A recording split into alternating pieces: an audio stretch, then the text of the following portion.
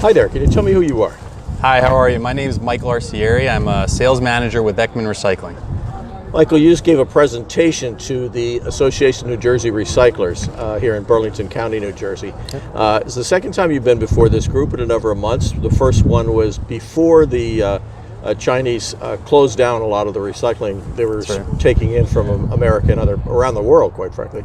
And now you're back where there's been some experience with this. They have indeed closed down their borders to a lot of the material that we were sending before, recycled materials.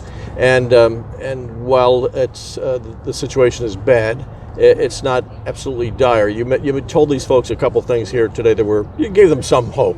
Why don't you start with something positive like that? What is still being accepted? Yeah, so the good news is that we haven't seen an outright stop in the recycling that takes place around the country and around the world. There have been other markets in the world, primarily in Southeast Asia, that have been able to pick up the slack so far for what China was buying. That was the biggest concern, of course, when this all happened, was not knowing what if these countries could continue to buy at the pace that China was. And we still don't, I think, know that question over the long term just yet. But so far, it's been handled, and it's been a little bit rocky, but for the most part, materials have continued to move. So that's been an encouraging sign, at least. For the layman, what do we talk about when we use the word materials? Sure. So in the case of what we're referring to today, we're primarily talking about recyclable grades of paper, primarily being cardboard, mixed paper grades, newspaper grades, high grades, office paper, coated bookstock, white ledger, things like that. And there was some concern that the door would pretty much be slammed to all paper, but some, as you're saying, some types are getting through it. Yeah, so what we're seeing is that China is continuing to buy, but where they are buying is primarily very high quality types of paper, and the high quality types of paper that we have here in the US primarily comes in the door clean. So you have industrial grade cardboard that's being sold into China as a double sorted type material. You have pre-consumer news, which we often refer to as number 9 news in the business, that's making its way to China. Some it's office newspaper. Newspapers, correct. Some office paper grades are continuing to go to China, plus other pulp substitutes. So we are certainly seeing materials get there. There have been some stories we've heard about rejections taking place at the port and big financial problems for certain companies. But nonetheless, though, if you have good clean materials of that nature, you can still get into China. Okay, but that's probably a small percentage of everything that used to go there, right? Overall, it's definitely a small percentage for sure. Okay, Now, what's the implications been so far for recycling programs in the United States?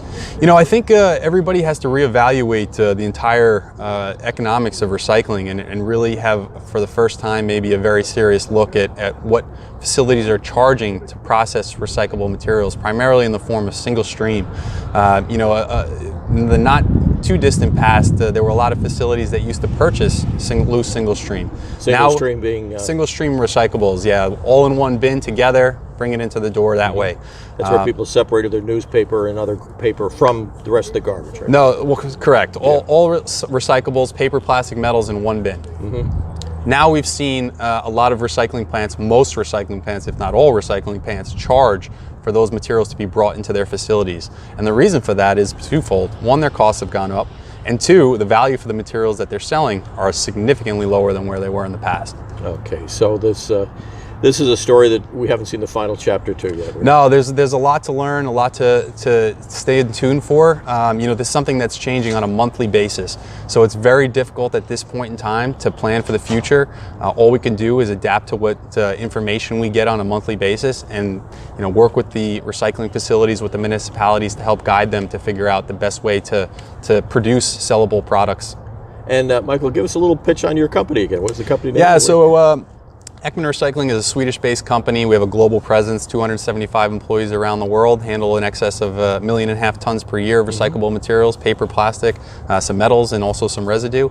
And it's just been a huge growth phase for us, actually, since this whole China thing took place, because we're a highly diversified company. So we really haven't skipped a beat. If anything, we've actually grown over this whole debacle, which has been a pretty impressive thing. So we're looking forward to future growth. Good news for somebody in all of this. Yeah, it's been okay. It's been okay, but we continue to fight every day to help our business partners that we work with to produce better products so that they have an easier time moving them and can, of course, get better value. So it's an ongoing fight that we live for every week. And where can we find you on the internet? So you can find us at ekmangroup.com. How do you spell that, Ekman? EKMAN Group.com, and all information that you would need to reach out to us is there. So Thank look you forward very to hearing much, from Michael. you. Thanks Thank for your you. time. Appreciate it.